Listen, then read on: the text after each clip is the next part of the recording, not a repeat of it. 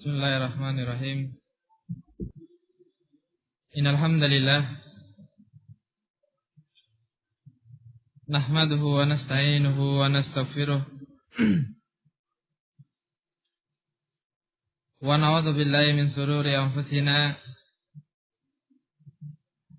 wa sayyiati a'malina. May yahdihillahu fala mudilla lahu wa may yudlilhu fala hadiya lahu. Wa asyhadu an la ilaha illallah wahdahu la syarika lah.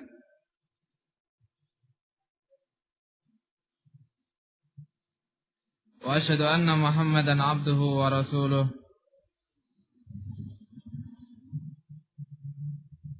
Wa qala Allah ta'ala: Ya ayyuhalladzina amanu taqullaha haqqa tuqatih wa la tamutunna illa wa antum muslimun. Tsumma amma ba'd.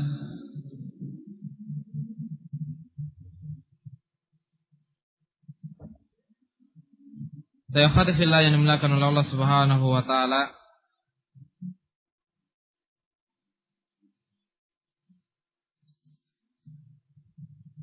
Pada pertemuan yang lalu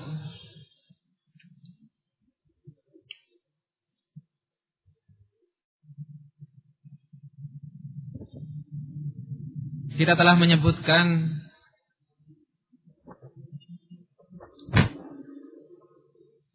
di antara sifat-sifat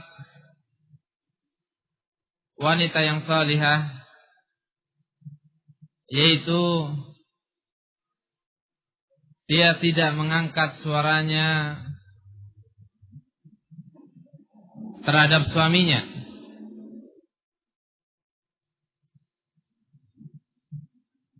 Sebagaimana yang diajarkan oleh Rasulullah SAW kepada para ummahat,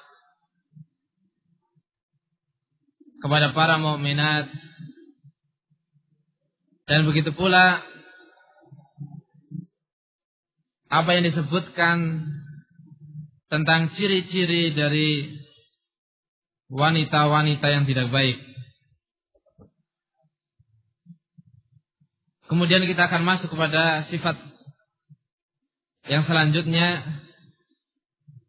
yaitu imra'atun la tas'al zawjaha at-talaq. Imra'atun la tas'alu zawjaha at-talaq. Wanita yang salihah adalah wanita yang tidak meminta kepada suaminya talak. Tidak minta talak kepada suaminya.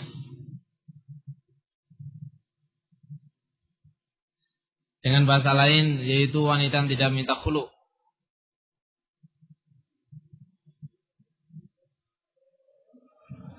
Yang namanya pergaulan, persahabatan, itu pasti akan bertemu dengan permasalahan. Sebagaimana telah kita sebutkan kemarin ayatnya, yaitu waja'alna ba'dakum li ba'din fitnatan, sebagai ujian, cobaan. Atas birun, kata Allah Subhanahu wa taala, apakah kalian akan bersabar? Dalam hubungan suami istri itu juga pasti akan terjadi perbedaan pendapat, permasalahan, masalah-masalah yang tidak cocok dan seterusnya. Yang biasa orang mengatakan bumbu rumah tangga. Dan dengan hal-hal seperti itu, jangan sampai seorang wanita kemudian meminta cerai kepada suaminya. Karena Rasul sallallahu alaihi wasallam pernah menyatakan, ayyuma imra'ah, siapa saja dari kalangan wanita yang sa'alat zawjaha talaqan, yang meminta cerai kepada suaminya, fi ghairi ba'sin, yakni tanpa ada sebab. Disebutkan sebab di sini adalah sebab fi halatin syiddah, sebab yang memang bukan perkara yang sangat berat. Faharamun 'alaiha raihatul jannah, maka wanita tersebut dia haramkan untuk mencium bau surga. Ini afatafillah ini melakukan oleh Allah Subhanahu wa taala, menunjukkan ngerinya permasalahan tersebut. Sehingga kalau kita melihat, mendengar keluhan-keluhan saudara-saudara kita, pembicaraan-pembicaraan saudara kita yang dengan mudahnya dari pihak sang istri ataupun pihak sang suami mengucapkan talak ataupun meminta cerai, ini adalah perkara yang sangat tidak benar. Di dalam hadis yang lain, Rasulullah Shallallahu Alaihi Wasallam menyatakan bahwa yang namanya talak adalah permasalahan yang paling dibenci oleh Allah Subhanahu wa taala. Abghadul halal, masalah yang halal. Yang namanya halal berarti sesuatu yang diperbolehkan oleh Allah Subhanahu wa taala. Abghadul halal ilallah, permasalahan paling halal di sisi Allah Subhanahu wa taala adalah at-talaq, yaitu perceraian. Kalau kita mengerti bahwa yang namanya perceraian itu adalah permasalahan yang tidak baik, terkhusus bagi seorang wanita yang meminta untuk ditalak, itu adalah permasalahan yang sangat tidak baik, maka hendaknya kita harus berhati-hati dalam masalah tersebut. Kita harus berhati-hati dalam masalah tersebut. Perceraian bukanlah sebuah penyelesaian dalam masalah-masalah yang dihadapi. Mungkin orang berpikir dengan bercerai maka selesai sudah masalah yang ada. Padahal tidak demikian. Terlebih lagi ketika suami istri ini telah memiliki keturunan, memiliki 1 anak, 2 anak, 3 anak, 4 anak, ataupun bahkan lebih, maka perceraian itu bukanlah menyelesaikan permasalahan yang ada, justru menambah permasalahan-permasalahan yang ada. Simpelnya mungkin permasalahan yang sedang dihadapi selesai mungkin, tetapi akan timbul permasalahan-permasalahan yang begitu banyak. Terkhusus adalah permasalahan berkaitan dengan anak. Sejelek apapun hubungan suami istri,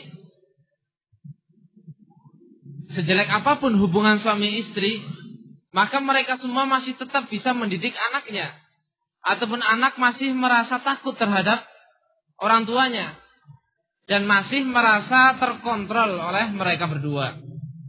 Ketika ingin mengerjakan permasalahan-permasalahan yang tidak bagus, mereka masih merasa takut terhadap orang tuanya karena merasa bahwa masih diawasi. Berbeda halnya ketika sudah berpisah, maka yang ikut ibu akan merasa bebas dari ayahnya, yang ikut ayahnya akan merasa kurang mendapatkan kasih sayang ibunya, sehingga terjadilah permasalahan-permasalahan yang tidak diinginkan, permasalahan-permasalahan yang tidak dibayangkan sebelumnya.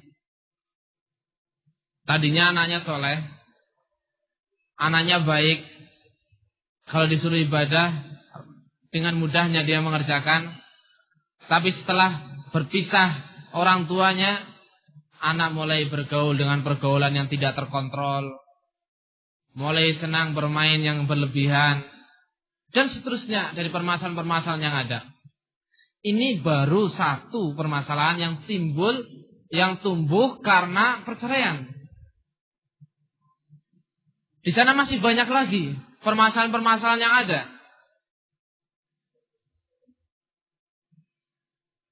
Dalam masalah misalnya harta, yang kebetulan suami istri ini misalnya bekerja, sama-sama bekerja, maka akan datang permasalahan baru, yaitu yang satu menuntut hartanya, yang satu juga menuntut hartanya.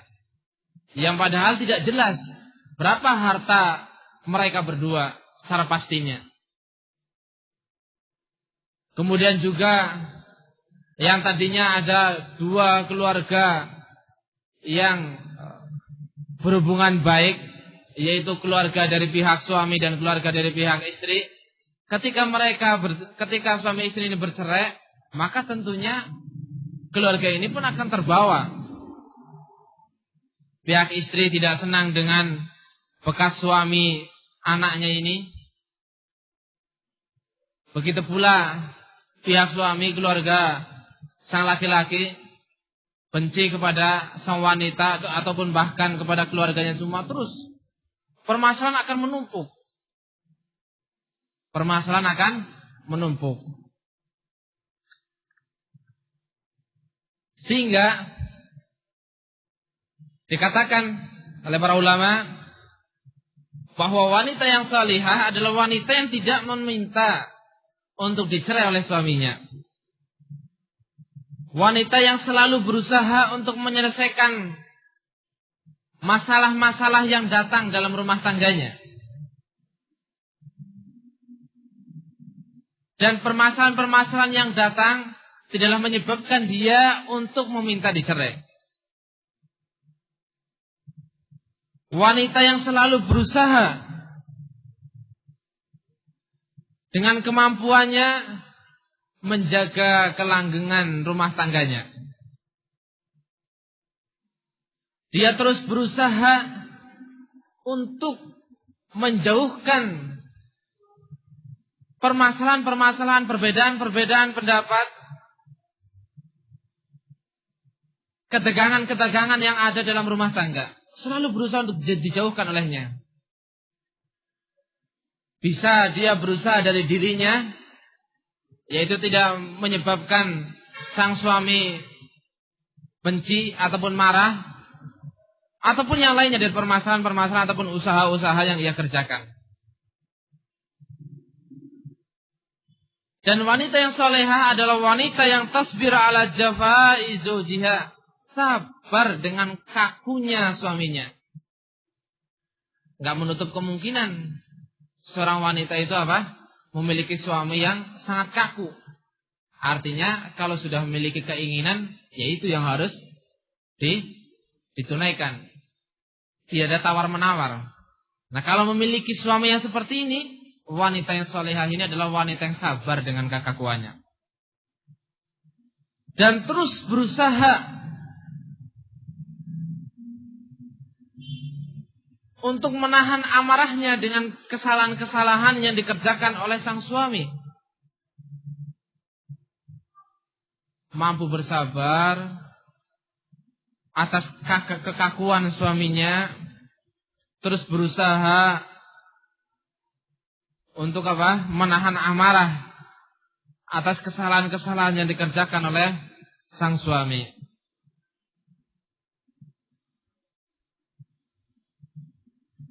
Dan wanita yang salihah, ketika dia mendapati ada permasalahan di rumah tangganya antara dia dengan suaminya, yang dia kerjakan adalah dia terus berusaha mencari ataupun mencari tahu apa sebab permasalahan itu terjadi.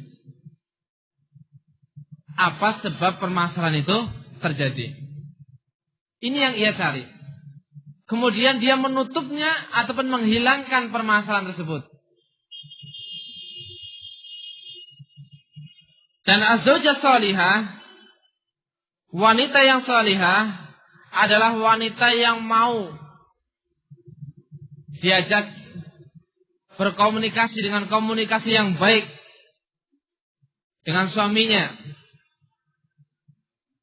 Mau membahas permasalahan dengan kepala dingin. dan terus berusaha mencari keridhaan suaminya, terus berusaha untuk membahagiakan sang suami. Ini permasalahan yang harus dimiliki oleh wanita salihah. Ringkasnya, dengan bahasa pendeknya, tidak meminta ditalak dalam permasalahan-permasalahan yang ada. Rinciannya, dia berusaha untuk menghilangkan muskilah-muskilah yang ada dalam rumah tangganya, terus menutup celah-celah pertikaian, perbedaan pendapat, bersabar atas kekakuan dan kesalahan suaminya, dan seterusnya. Jadi tidak meminta apa? Untuk dicerai. Wanita yang salihah adalah seorang wanita yang tidak lupa dengan susah payahnya sang suami untuk memenuhi kebutuhannya ataupun membahagiakan dirinya. Sehingga ketika datang kesalahan dari sang suami, dia tidak akan begitu cepat untuk meminta apa? Cerai. Untuk meminta pisah. Tidak demikian. Artinya selalu ingat dengan kebaikan sang suami. Dan dia berpikir bahwa yang namanya seorang suami adalah manusia biasa. Pasti juga akan terjatuh dalam sebuah kesalahan. Sehingga dituntut bagi sang wanita untuk bersabar dengan kesabaran yang ekstra, yang lebih. Kalau seorang mengatakan yang namanya sabar ada batasnya, maka ketahuilah khotafillah yang dimulakan oleh Allah Subhanahu wa taala, seorang wanita yang salihah adalah wanita yang terus-menerus berusaha untuk bersabar dengan permasalahan-permasalahan yang terjadi, kekurangan-kekurangan suami dan seterusnya. Tidak berhayal, tidak berharap untuk berpisah dengan suaminya. Ketahuilah Allah Subhanahu wa taala berfirman, ayat ini sebenarnya khitabnya adalah kepada kaum laki-laki, akan tapi ini mencakup umum. Fa in karihtumuhunna, kalau kalian membenci mereka, maka fasa an takrahu syai'an wa yaj'alullahu fihi khairan katsira. Bisa jadi engkau membenci sesuatu yang kemudian Allah Subhanahu wa taala menjadikan apa yang engkau benci itu kebaikan yang banyak.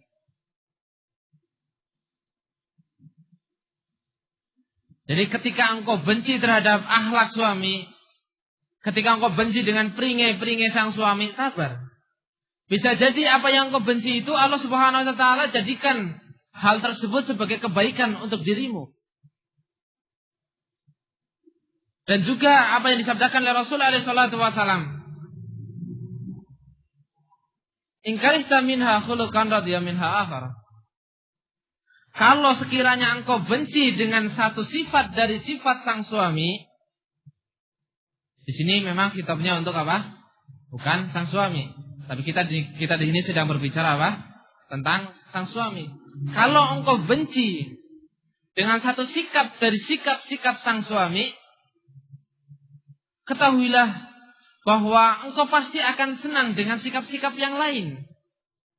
Artinya akhwati fillah yang dimulakan oleh Allah Subhanahu wa taala, ketika engkau mendapati permasalahan antara engkau dengan suamimu, kemudian kebencianmu itu betul-betul meluap, sangat-sangat benci, ketahuilah mungkin yang kau benci adalah satu permasalahan itu.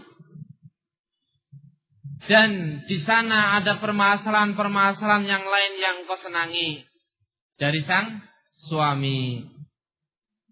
Sehingga kalau engkau benci terhadap suamimu, maka ingatlah apa-apa yang kau senang dari suamimu. Itu sebagai penawar rasa bencimu, rasa marahmu terhadap sang suami. Sehingga engkau tidak meminta kepada sang suami talak. Engkau tidak meminta kepada sang suami untuk dicerai. Yang ditakutkan, sebagaimana dijelaskan oleh para ulama, apa yang engkau minta dari sang suami yaitu talak, didasari dengan sebab yang tidak masuk kepada kategori yang disebutkan oleh Rasulullah SAW fi ghairi ba'sin. Dikatakan oleh Rasulullah SAW, kalau seorang wanita meminta untuk dicerai tanpa ada sebab, maka haram bagi sang wanita tersebut untuk mencium bau surga. Nah, ditakutkan permasalahan yang terjadi antara engkau dengan sang suami itu bukan termasuk sebab yang diperbolehkan bagi kamu untuk meminta dicerai. Ini afatifillah yang dimulakan oleh Allah Subhanahu wa taala. Peringatan Nabi kita Muhammad sallallahu alaihi wa ala alihi wasallam kepada kaum wanita secara khusus, di sini karena konteks kalimatnya adalah imra'ah, dan kepada kaum laki-laki secara umum. Artinya hendaknya jangan bermudah-mudahan bagi kaum laki-laki untuk menyatakan, untuk mengungkapkan kalimat talak, menjatuhkan talak kepada sang istri. Abghadul halal, sesuatu permasalahan yang dihalalkan akan tapi paling dibenci oleh Allah Subhanahu wa taala, yaitu at-talak, yaitu perceraian.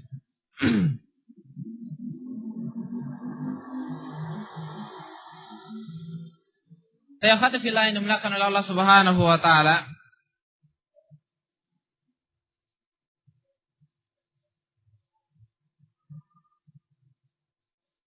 Wanita yang salihah adalah wanita yang mampu dan terus berusaha memperbaiki keadaan yang tidak baik di dalam rumah tangganya. Artinya, ketika terjadi permasalahan antara dia dengan suaminya, bukan memutus permasalahan tersebut ataupun menutup permasalahan tersebut, tidak menyelesaikannya. Justru sifat wanita yang solihah adalah bukan wanita yang lari dari permasalahan, akan tetapi berusaha untuk memperbaiki permasalahan yang ada. Tentunya sebagaimana telah kita sebutkan pada pertemuan-pertemuan yang lalu, yaitu tidak mesti untuk diselesaikan di waktu itu juga. Wanita yang solihah adalah wanita yang mampu memilih waktu yang baik untuk menyelesaikan permasalahan yang ada antara dia dengan sang suami.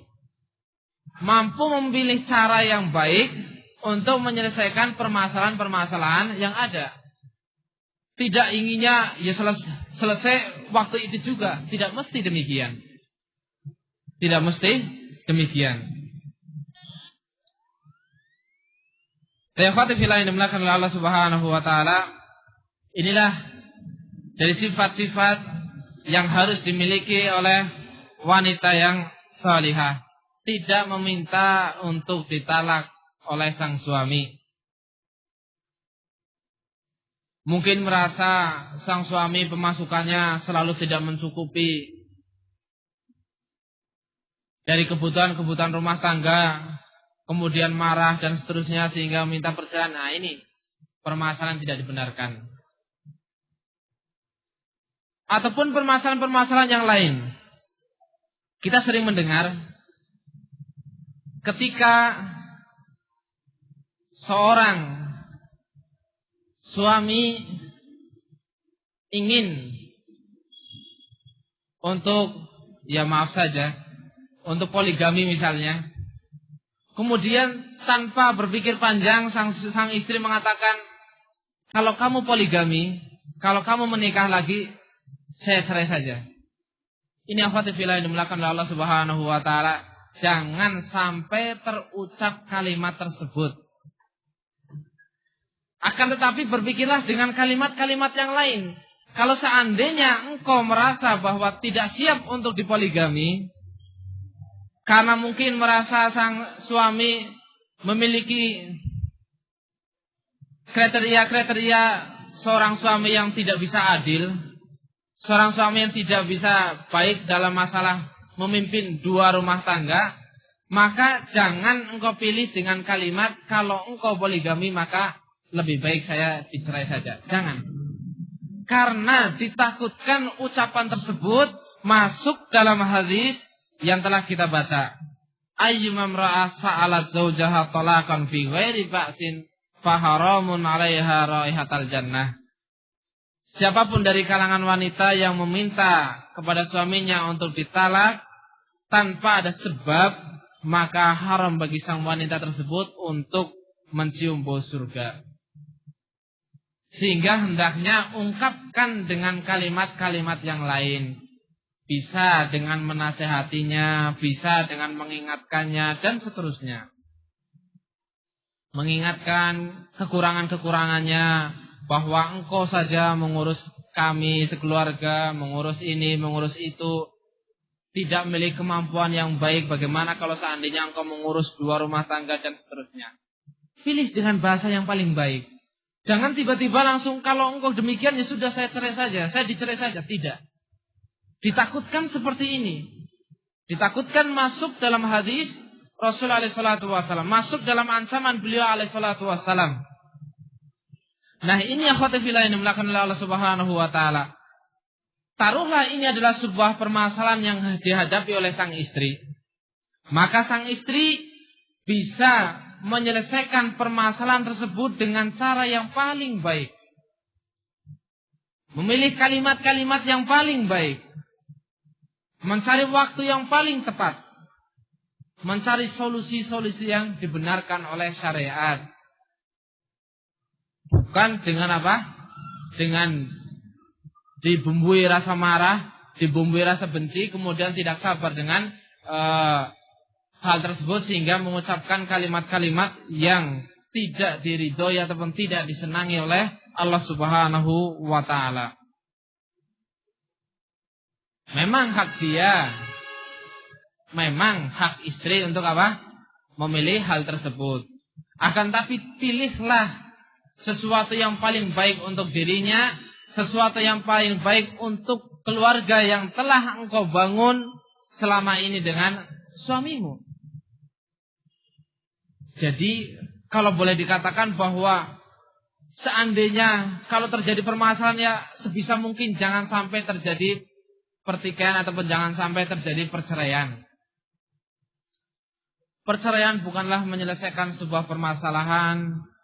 Ya, namanya perceraian adalah permasalahan yang menimbulkan masalah-masalah yang melahirkan masalah-masalah begitu banyak. Walaupun belum memiliki anak misalnya. Walaupun belum memiliki anak misalnya. Tetap akan menumbuhkan permasalahan-permasalahan yang ada.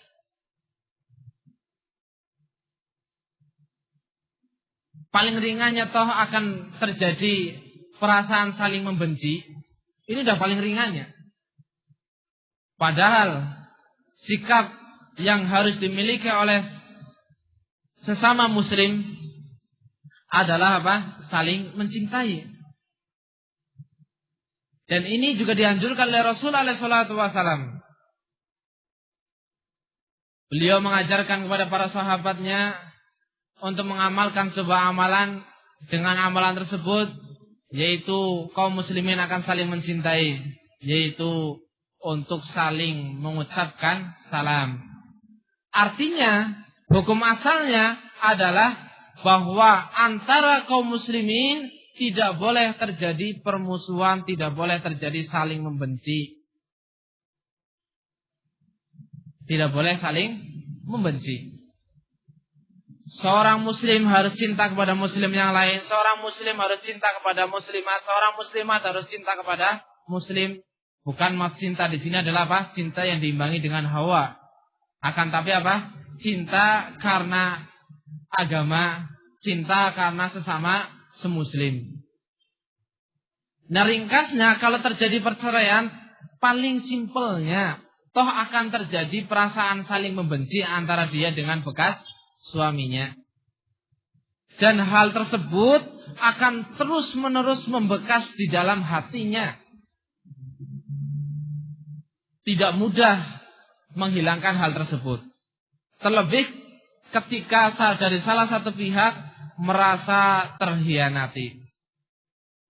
Ini sang suami telah mengkhianati saya, ataupun sang suami merasa ini sang istri telah mengkhianati saya. Saya telah memberikan ini dan itu sesuai dengan kemampuan saya, ternyata balasannya adalah ini dan itu. Terus seperti itu. Kebencian tidak berhenti kepada satu pihak, akan tapi kepada yang berkaitan dengan pihak-pihak yang ada.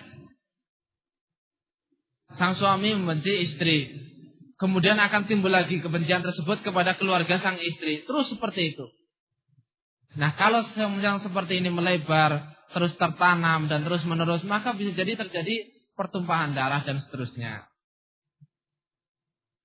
Oleh karena itu, akhwati fillah yang dimuliakan oleh Allah Subhanahu wa taala, talak adalah permasalahan yang hendaknya dijauhi semampu mungkin, sekuat tenaga.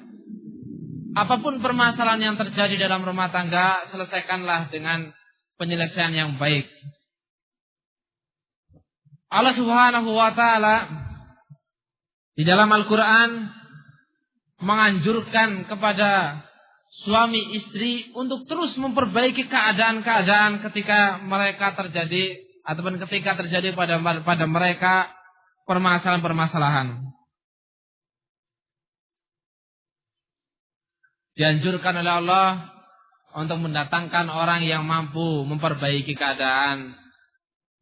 Hab'asu hakaman min ahlihi wa hakaman min ahliha, maka datangkan orang yang bisa menghakimi dari pihak sang suami dan juga dari pihak sang istri. Dianjurkan oleh Allah Subhanahu wa taala. Bukan ketika terjadi permasalahan kemudian sudah cerai, tidak. Tetapi harus bersabar dengan keadaan-keadaan yang ada. Ini wanita yang salihah, tidak bermudah-mudahan mengucapkan kalimat saya dicerai saja, atau meminta apa? Dicerai. Karena merasa tidak puas dengan penghasilan sang suami, merasa tidak puas dengan akhlak sang suami, merasa tidak cocok dengan salah satu akhlak-akhlak sang suami, ataupun dua ataupun tiga dari akhlak-akhlak sang suami, kemudian dengan ringannya dia mengatakan kalau begitu saya cerai sajalah dan seterusnya. Wanita yang salihah adalah wanita yang tidak lupa dengan kebaikan-kebaikan yang telah diberikan oleh sang suami. Dia selalu ingat bahwa sang suami ini terus-menerus berusaha membahagiakan dirinya. Dia selalu ingat dengan capek ataupun lelahnya sang suami untuk membahagiakan dirinya dan keluarganya. Membahagiakan dirinya dan keluarganya. Ini akhwati fillah yang dimuliakan oleh Allah Subhanahu wa taala. Jangan sampai lupa dengan kebaikan-kebaikan sang suami, sehingga ketika tidak lupa dengan hal tersebut, ketika dia mendapati sesuatu yang ia tidak cocok dengan sang suami, dia tidak akan cepat-cepat ataupun bersegera meminta dicerai oleh sang suami. Wanita yang salihah adalah wanita yang terus-menerus berusaha untuk menjaga keharmonisan rumah tangga yang telah ia bangun dengan sang suami. Wanita yang salihah adalah wanita yang mampu ataupun terus-menerus berusaha menutup celah-celah penyebab perceraian, celah-celah penyebab pertikaian, celah-celah penyebab permusuhan, dan seterusnya.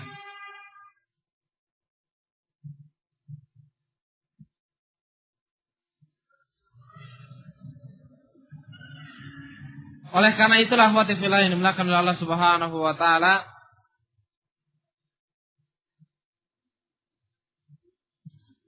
permasalahan-permasalahan yang mendatangkan kebencian, permasalahan-permasalahan yang mendatangkan permusuhan, permasalahan-permasalahan yang mendatangkan murkanya Allah Subhanahu wa taala harus dijauhi. Baik ini dari pihak sang istri ataupun dari pihak sang suami.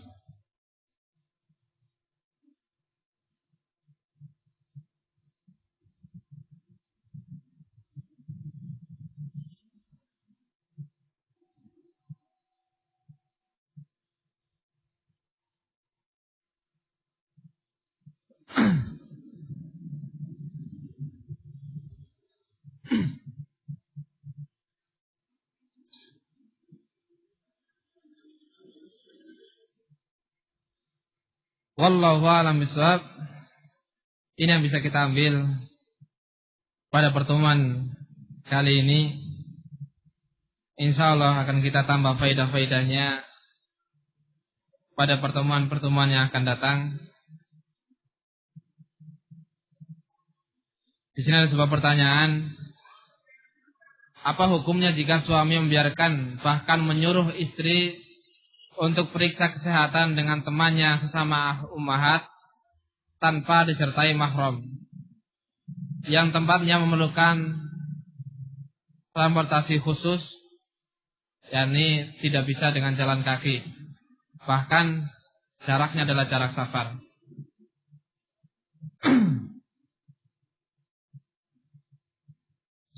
Kalau memang itu sudah pada jarak safar, maka tidak boleh bagi sang istri untuk mentaati hal tersebut. Kalau memang sudah sampai tahapan jarak safar. Tetapi kalau belum kepada jarak safar, maka boleh bagi dia. Boleh bagi dia. Akan tapi yang seharusnya adalah sang suami memilihkan mahram untuk sang istri. Kalau memang jaraknya itu sudah sampai tahapan jarak safar, maka tidak boleh bagi dia untuk mengerjakan perintah sang suami ini. Terus apakah yang dimaksud dengan jarak safar di sini? Maka kembalikan kepada uruf yang ada. Kembalikan kepada adat yang ada. Sejauh apa safar itu, jarak itu dikatakan safar? Sejauh apa jarak itu dikatakan safar? Baik. Wallahu a'lam bishawab. Karena tidak semua bepergian ataupun bepergiannya seorang wanita kemudian tidak diperbolehkan. Kalau masih luang lingkupnya dalam kota, maka itu bukan jarak safar. Jarak safar. Misalnya seorang tinggal di Sokaraja, kemudian dia mau pergi ke Purwokerto, maka jarak itu adalah bukan jarak safar. Tidak boleh bagi orang Sokaraja ketika ke Purwokerto kemudian menjamak sholatnya ataupun mengqashar sholatnya. Ini pun berlaku kepada sang wanita. Artinya bahwa yang tidak diperbolehkan bagi sang wanita untuk pergi tanpa mahram adalah ketika bepergian dengan jarak safar. Jarak safar. Dan lebih utamanya adalah bagi sang wanita ketika keluar dari rumahnya bepergian itu disertai dengan mahram. Disertai dengan mahram. Dan kalau sudah sampai pada jarak safar, maka haram bagi sang wanita untuk bepergian tanpa mahram. Kalau belum pada tahapan jarak safar, boleh bagi sang wanita untuk pergi tanpa mahram, tetapi lebih utama bagi dia adalah dengan membawa mahram. Jarak safar itu berbeda-beda, sesuai dengan apa orang mengatakannya, dan sesuai dengan keadaannya. Keadaannya. Dalam satu jarak tidak dikatakan, ataupun dalam satu jarak itu memiliki hukum yang berbeda-beda. Antara Purwokerto dengan Purbalingga misalnya. Ini adalah satu jarak, Purwokerto dengan Purbalingga. Akan tapi jarak ini ada satu orang dengan jalan kaki dari Purwokerto ke Purbalingga, maka orang ini dihukumi sebagai orang safar. Orang bepergian dari Purwokerto ke Purbalingga naik mobil, maka dia tidak dihukumi sebagai seorang safar. Sehingga jarak safar ini hukumnya berbeda-beda. Tolak ukurnya adalah yaitu ketika ataupun tolak ukurnya adalah masyaqqah, sesuatu yang memberatkan yang dirasakan oleh sang musafir, orang yang bepergian ini. Itu tolak ukurnya. Jadi satu jarak terkadang dihukumi sebagai jarak safar dan terkadang pula dihukumi sebagai apa? Jarak yang bukan safar. Ringkasnya kita kembali kepada pertanyaan bahwa kalau memang jaraknya sudah jarak safar maka jangan dikerjakan hal tersebut. Tetapi kalau memang jaraknya bukan jarak safar, boleh bagi dia untuk pergi bersama temannya yaitu sama ummahat. Boleh bagi dia untuk pergi bersama ummahat tersebut. Tetapi lebih bagus bagi dia adalah apa? Pergi bersama mahramnya. Dan diingatkan kepada semua sang suami yaitu untuk memperhatikan keadaan-keadaan sang istri. Kalau sang istri membutuhkan dampingan dia dalam bepergian, maka hendaknya berusaha untuk meluangkan waktu mendampingi sang istri. Jangan kemudian bermudah-mudahan udahlah kamu pergi sama temanmu saja ataupun dan seterusnya. Wallahu a'lam bishawab. Naktabi bihadzal qadar. Subhanakallahumma bihamdik asyhadu an la ilaha illa anta astaghfiruka wa atubu ilaik. Fadhlu barakallahu fikunna.